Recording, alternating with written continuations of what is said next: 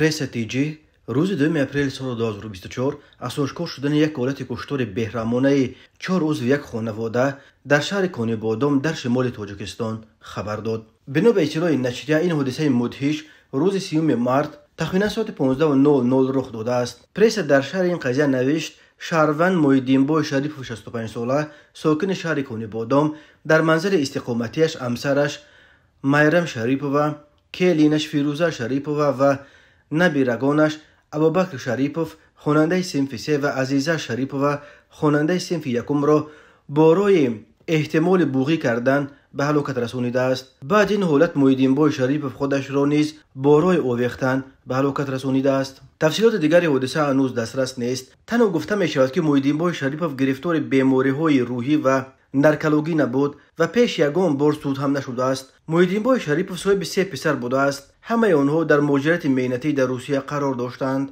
سبب یک باره 4 پیوند خود از جمله 2 نبیره خردسالش را کشتن ساکن سالخورده کنیبادام معلوم نیست. حالا از جانب مقامات حفظ حقوق ولایت سوخت حالت مذکور و سبب کشتار مورد تحقیق قرار دارد.